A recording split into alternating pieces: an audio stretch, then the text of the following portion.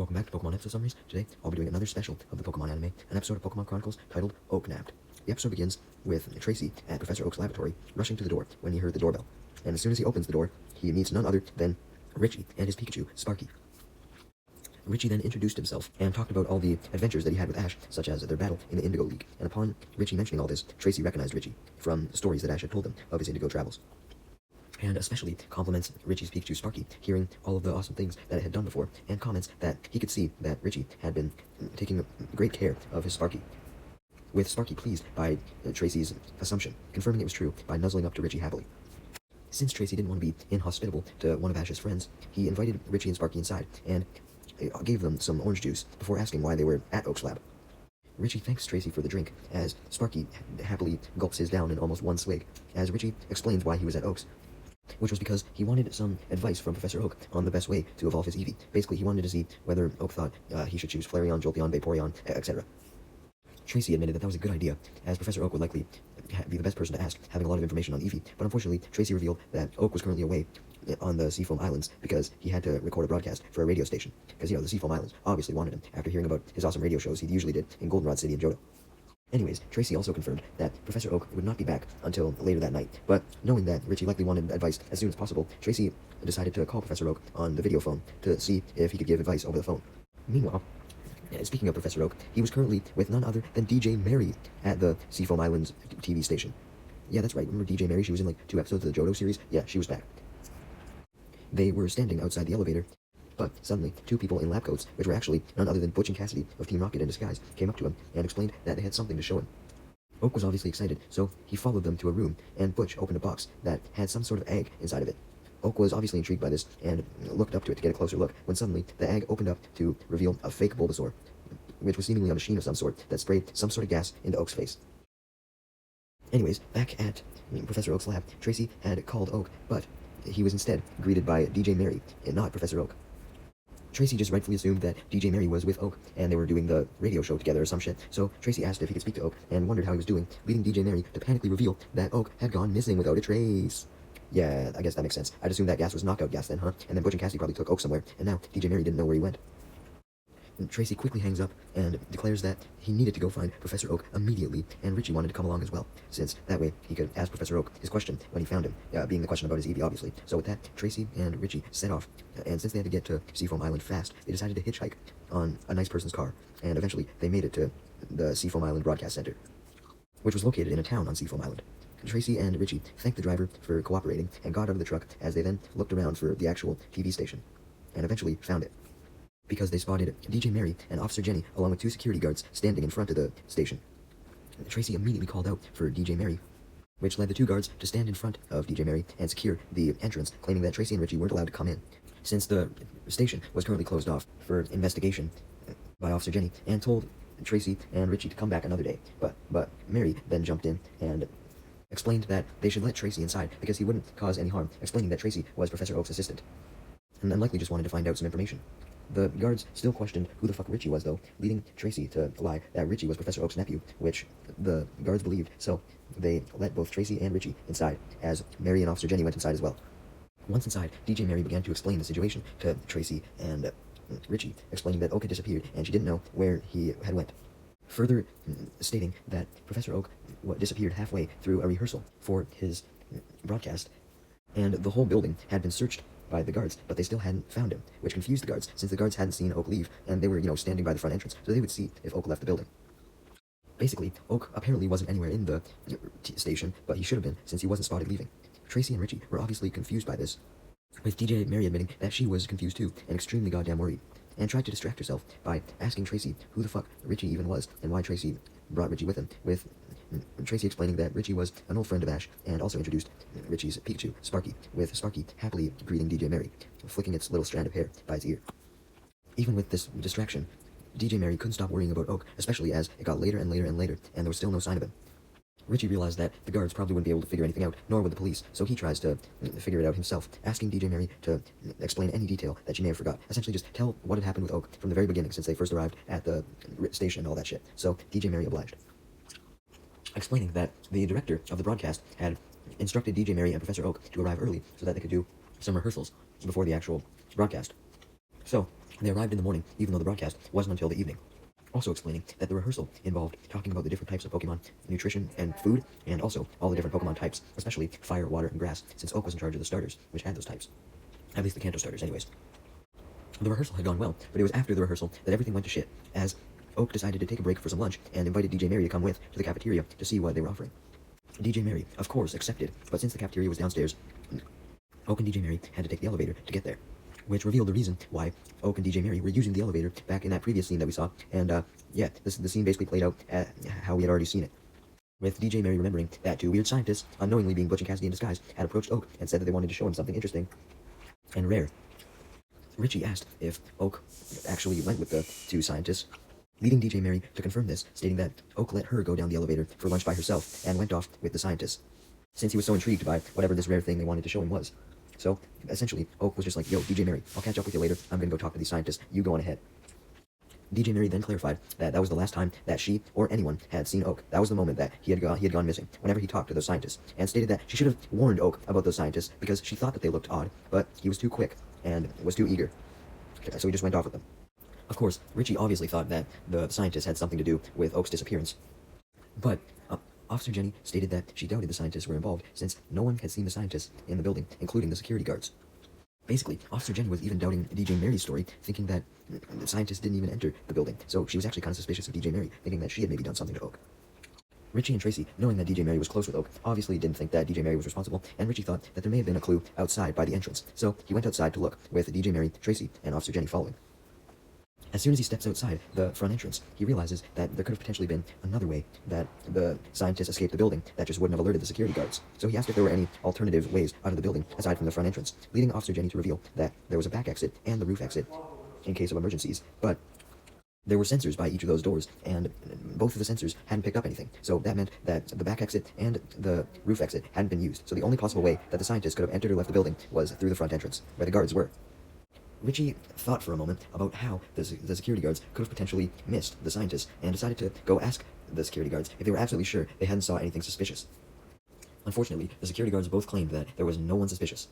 So, Ritchie was back to square one, and he started thinking again about how the fuck some people could have snuck past the guards, believing that the scientists had to have found a way. Ritchie, being the smart fucker that he was able to actually come up with a theory that actually made some sense. So, he proceeded to ask the guards if they had saw anyone enter today with a big package, particularly one in a big cardboard box.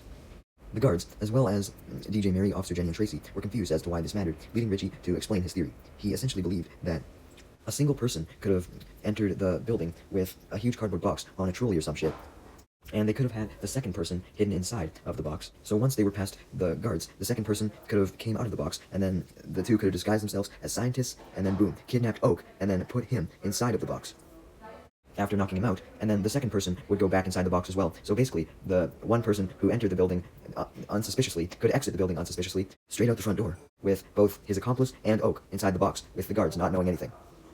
DJ Mary was very impressed by Ritchie's theory and his overall intelligence, making Ritchie embarrassed, so he quickly just walked back up to the guard and repeated his question, asking if anyone had entered the building with a box, asking the guard to just tell him basically anyone who had entered the building, if they just seemed suspicious at all in any way, shape, or form. The guards confirmed that there was someone who entered the building with a cardboard box earlier in the morning, explaining that it was someone who had come to deliver a Nidoqueen costume that they claimed was a prop for a radio show called Funniest Pokemon Home Videos. We then see a flashback of this occurring. Essentially, a disguised Butch, who was disguised as a delivery guy, had pushed a cart with a box that had a gigantic stuffed Nidoqueen costume inside. Unbeknownst to the guard, Butch had put Cassidy inside of the stuffed Nidoqueen costume, and basically that's how Cassidy was able to get in, and that's how Butch was able to get in. Because the guard didn't think that Butch was suspicious whatsoever, because Butch showed ID as an actual delivery man and everything, but it was just fake ID. Ritchie pointed out the possibility of the delivery guy having a fake ID to the guard, and stated his suspicions that the quote-unquote delivery guy and the person who he believed was actually inside the Nidoqueen costume, because he was able to assume that as well, fucking smart prick, were actually the people that had kidnapped Oak, and Tracy, DJ Mary, and Officer Jenny all agreed with Ritchie's assumption. Meanwhile, it was revealed that Ritchie was right, as we then see a Pidgeot Express truck, which was a Kanto delivery service, driving down a road somewhere. We then see the interior of this delivery truck, and see none other than Professor Oak tied up and gagged on the floor, currently knocked out. We then see the two delivery people in the front of the truck as they take off their delivery hats to reveal themselves as, of course, Butch and Cassidy, because, as we already knew, they were the ones who had disguised themselves to steal Oak. Cassidy then bragged about how easy it was to kidnap Professor Oak, with Butch agreeing as they talked about their plan, having it fully revealed to the audience now. As they called their plan utterly brilliant. Essentially, this was how their plan fully unfolded. Butch disguised himself as a Pidgeot Express delivery guy and pushed the trolley that had the box with the Nidoqueen costume in it inside, just as the guard had permitted. Butch eventually rounded a corner of a building and looked around to make sure the coast was clear, and when he saw that there was no one watching them, he told Cassidy to take the Nidoqueen costume off and hop out of the box, and she did so. And then Butch and Cassidy put on their scientist disguises and walked down the hall until they found Oak by the elevator. We then knew the rest, as Butch and Cassidy waited until there was no one else walking down the hallway, and they ushered Oak into a room where they had him examine what they said was a rare thing, being their fake Bulbasaur, which they originally claimed was a mysterious egg to entice Oak to go up to the Bulbasaur even more. But then we saw the fake egg open up to reveal the Bulbasaur that, of course, spit out that gas when Oak leaned closer to examine the egg, or what he believed was an egg. We then see what had actually happened when the smoke was unleashed, though, as Butch and Cassidy quickly put on gas masks so they weren't affected. Just as Oak managed to question who the fuck the scientists were and why they were trying to knock him out with this gas, leading Butch and Cassidy to throw off their scientist disguises and do their motto as the gas disappeared, meaning that Butch and Cassidy could take off their gas mask, and only Oak was affected since he was hit by the gas when it was still active. Upon hearing Butch and Cassidy do their motto, Team Rocket recognized Butch and Cassidy, although he called them Cassidy and Botch, and of course, Butch got angry with his name getting fucked up yet again, as he corrected Oak, stating it was Butch, not Botch. But before Oak could even say anything back, he got knocked out from the gas. Butch was still furious, but Cassidy just told Butch to focus and bring Oak out of the building. So Butch obliged, as he helped Cassidy put Oak inside of the Nidoqueen costume, and then put the costume back inside the box. Butch then put his delivery disguise back on, and Cassidy put one on as well, realizing that she couldn't fit inside of the Nidoqueen costume as well. So that meant that Butch and Cassidy both had to walk out with the Nidoqueen costume in the box on the trolley. And surprisingly, the two guards didn't find anything suspicious about there suddenly being two delivery people bringing what they believed to be a prop back outside, when there was only one delivery person who had entered. With no suspicions being raised, this allowed Butch and Cassidy to wheel the trolley into the back of the Pidgeot Express truck that Butch had arrived in, and Cassidy commanded Butch to fucking step on it as they drove off, and that's how they got to where they were now, driving down the street. Meanwhile, back at the station, the two guards had actually ended up confirming Ritchie's suspicions when they suddenly remembered, oh yeah, two people went out of the building with the same Nidoqueen costume instead of just one. Now, how the fuck they didn't find this suspicious before, but they found this suspicious now, I have no fucking clue, alright? But I promise you, that's really what happened. The writing was just that weird. The two guards then added that they also saw the two people disguised as delivery people drive off in a Pidgeot Express truck, so Ritchie, knowing that the two fake delivery people must have been who took Oak, instructed Jenny to go in her police car to try and find a Pidgeot Express truck. Since Ritchie was worried that the two thieves who had taken Oak were likely trying to take him off of Seafoam Island to somewhere else. Officer Jenny clarifies that the only real place that they could take Oak directly from Seafoam Island was by taking the bridge back to Fuchsia City and then going to somewhere else from there. So, upon hearing this, Ritchie suggested to Officer Jenny that she should set up a police blockade with several officers by that bridge to Fuchsia City so that the thieves couldn't get there, and they would be stopped in their tracks. So, Officer Jenny did so. And Officer Jenny, Ritchie, Tracy, and DJ Mary all rode in Officer Jenny's police car, hoping to encounter the Pidgeot Express either at the bridge to Fuchsia or before then. Meanwhile, Butch and Cassidy were still driving towards the place where they were supposed to go, as they killed time by talking about why exactly they had kidnapped Oak and where they were going, and we then see a flashback of this. Basically, they had kidnapped Oak because they were assigned a mission to do so by none other than Dr. Namba from the Lugia arc back in the Johto series. You remember that Team Rocket scientist guy? Yeah, him. The flashback started with Butch and Cassidy going into Dr. Namba's research room and accidentally calling him Number as opposed to Namba, which pissed Namba off, but he quickly forgot about this and explained his project, which he called his secret Pokemon Power Acceleration Project, admitting that he had currently reached a roadblock in his project, but basically just a problem that he couldn't figure out in his research, and therefore he wanted Butch and Cassidy to kidnap Professor Oak, claiming that he would know how to fix the problem, since he apparently knew about what Dr. Namba was researching, and just about Pokemon in general, and Dr. Namba needed all this information to make it past the problem. And he also clarified that the reason why he needed Butch and Cassidy to specifically kidnap Oak was because Oak obviously wouldn't willingly comply with Team Rocket's plans, or willingly reveal any of his research to them, so kidnapping was necessary. The flashback then ended as Butch and Cassidy pivoted to talking about what awesome reward Dr. Namba would give them for completing their task of capturing Oak, very proud of themselves for doing so, when suddenly, Cassidy, knowing where they were supposed to go, told Butch to make a right turn, and he did so. Meanwhile, back with Officer Jenny, Richie, Tracy, DJ Mary, all them, they couldn't find the Pidgeot Express truck, so they went to the barricade that had been set up by Officer Jenny's other officers, and unfortunately, they informed her that no truck fitting the description that Officer Jenny had gave them, being a Pidgeot Express truck, had passed by the barricade to leave Seafoam Island. Officer Jenny was disappointed, but thankfully, Richie got the idea to send out his Talo, who he nicknamed Rose, and had it do an aerial search to look for the Pidgeot Express truck. Upon seeing Richie send out his Talo, Tracy said that Ash had caught a Talo as well, as Ash had informed Oak of this during one of their calls, and Oak informed Tracy. This led Richie to reveal that he and Ash tended to catch a lot of the same Pokemon, not just a Talo and a Pikachu, and commented that he and Ash must have had a good taste in Pokemon, and Tracy confirmed this, complimenting Richie's Talo. Richie then ordered his Talo to go and find the Pidgeot Express truck, but Talo, or Rose rather, just appeared confused as it didn't know what a Pidgeot looked like and what it was supposed to look for. And Tracy realized this, so he got the idea to quickly get his sketch pad out and draw a decent sketch of a Pidgeot, which informed Rose of what Pidgeot looked like and what it had to look for. So Rose then flew off to look for the Pidgeot Express truck, flying all around the island, as Richie, Tracy, DJ Mary, and Officer Jenny watched the Talo go off. Meanwhile, Butch and Cassidy had arrived at their destination, being an abandoned warehouse, and they quickly took Professor Oak out of the back of the truck and inside the warehouse, tying him to a chair. And all this ruckus caused Oak to finally wake up, although he was still gagged, so he couldn't say anything.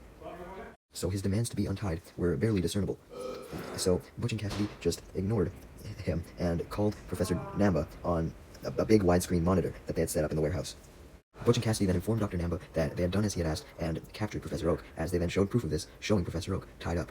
However, Dr. Namba wasn't that pleased with this, as he yelled at Butch and Cassidy for not having disguises on currently, so meaning that Professor Oak now knew their identities.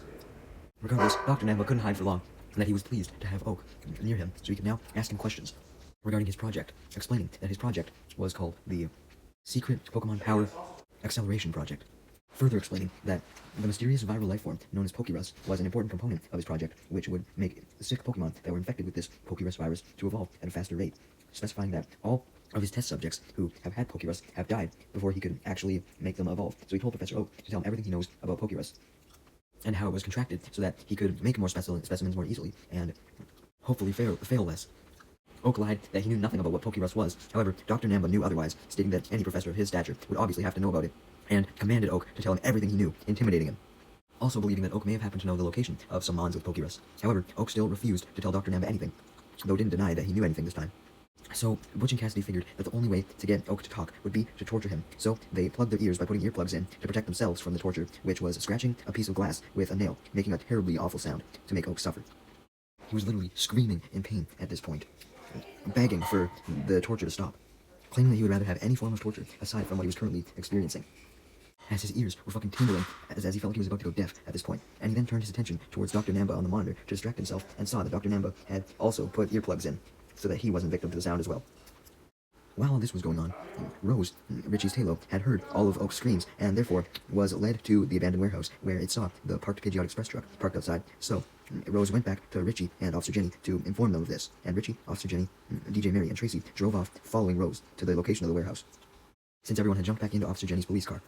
As Officer Jenny and everyone else drove on extremely fast to the warehouse, Oak had now fallen over, still tied up in his chair, and had stopped the screaming due to just how completely shocked and fucking annoyed he was by the sound. He couldn't even scream anymore. He was too tired. And since Oak had finished screaming, Cassidy demanded Professor Oak to talk and tell them everything he knew about the Pokérus, as she then stopped the torturous sound, stating that she would bring the sound back if Oak didn't comply. After some more intimidation from Butch and Dr. Namba, Oak declared that he gave up. He was going to tell them everything he knew about Pokérus. However, he does so in the form of one of his famous haikus, a haiku about Pokérus, which no one even knew was a Pokérus haiku, since no one could barely understand this poem. And, yeah. Cassidy and Butch were in the same boat. They couldn't understand it either, so they simply believed that Oak was just stalling, and demanded him to actually tell them information, as they started to do the torturous sound again with the glass and the nail, causing Oak to begin screaming again. However, despite Oak screaming again, he now stated that he would stick by his guns and not reveal anything interesting about Pokérus at all. Just then, Rose heard Oak screaming once again, since she had now arrived back at the warehouse with Officer Jenny, Tracy, DJ Mary, and Richie, and instantly flew in before them, breaking the glass that Butch was holding, preventing the sound from being heard anymore. Butch and Cassidy sure were shocked to see the glass break, but they were even more shocked as Richie, Tracy, Officer Jenny, and DJ Mary entered the warehouse, following Rose, recognizing Richie as the kid that helped ruin their Lugia plan. Not wanting this current plan to be ruined, Cassidy turned off the monitor, severing their connection with Dr. Namba, and instructed Butch to get ready to run, and bring Oak with them. Basically, they were going to escape while they still could, with Oak.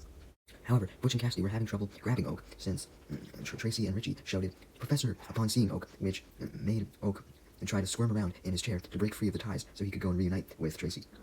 So basically, Butch and Cassidy were forced to stop Oak from squirming around before they could go off with him, and upon seeing this, Tracy and Ritchie recognized Cassidy and Butch, with Tracy recognizing them from his many encounters with them, and Ritchie recognizing them from, of course, the Lugia arc back in Johto, as they stated what they believed their names were, being Cassidy and Botch, leading Butch to get mad and correct them, stating that his name was Butch, not Botch.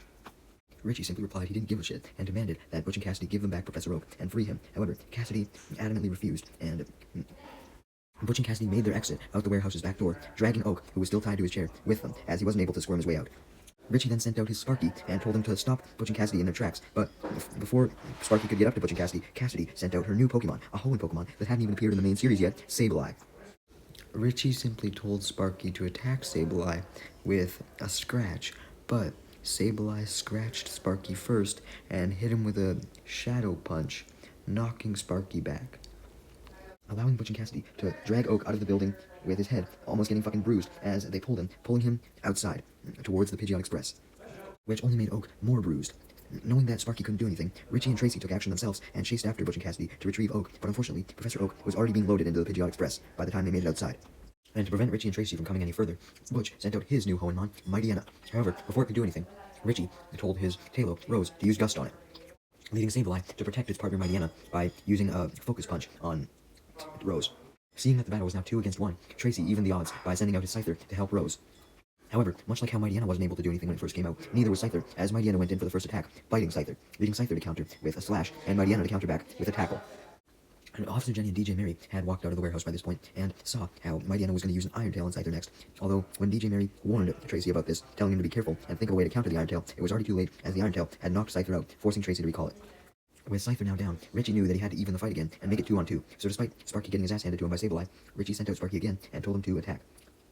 However, before Sparky could attack, Sableye used Fury Swipes on Sparky and Rose at the same time, severely injuring both of them, as Ritchie returned his Tailo, Rose, and told Sparky to stay on standby, as he had a different idea, as he instead sent out his Charmeleon, Zippo, and told it to use Flamethrower, aiming for Mightyena. However, Mightyena dodged, jumping out of the way, meaning that some of the flames from the flamethrower accidentally ended up in Oak's hair, burning it, and causing Oak to squirm around in his chair like mad, which ended up throwing him and his chair outside of the truck.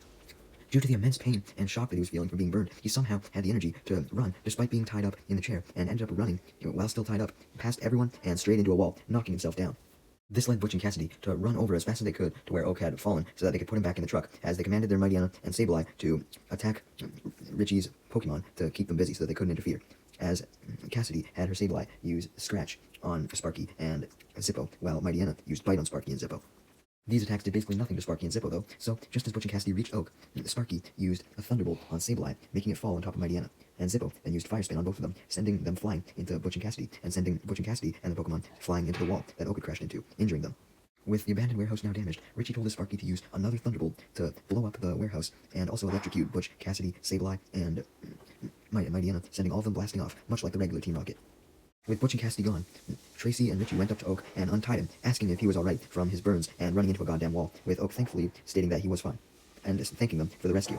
DJ Mary was very glad to see Oak safe, but she began to worry, realizing that they were going to be late for their live broadcast, since Oak had been missing for so long. Upon hearing this, Officer Jenny promised that she would get Oak and DJ Mary to the live show right away, as she drove them back to the station in her police car, and sure enough, they made it in time.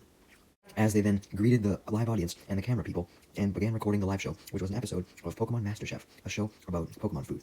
After the live show, Tracy had called Oak over, informing him that Ritchie had come to the lab because he had something to ask him. So, Oak sat down with Ritchie and Tracy and inquired as to what Ritchie wanted to ask, leading Ritchie to reveal that he wanted Oak's opinion on how he should raise his Eevee and who he should evolve it into, though clarified that he had a lot of questions about Eevee that he wanted answered from Oak, and it may even take a couple days to get all the answers. Thankfully, Oak was totally fine with this, and suggested that Ritchie could even stay around for a few weeks, or even months, if needed, though under the small condition that Ritchie would help Oak set up a new security system at the lab to prevent any further thefts from occurring, and also help him test, to which Ritchie agreed.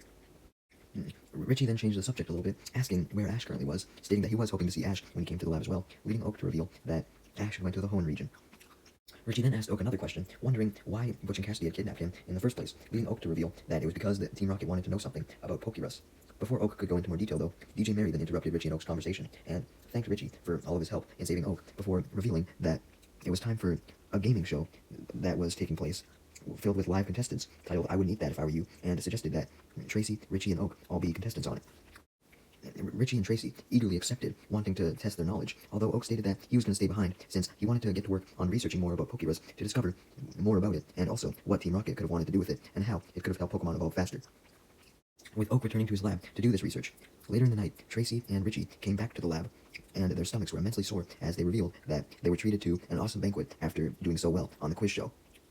Although their stomachs were sore as fuck, which explained why the quiz show was titled I Wouldn't Eat That If I Were You, as they then passed out from the pain in their stomachs, making Oak laugh, glad that he didn't end up participating.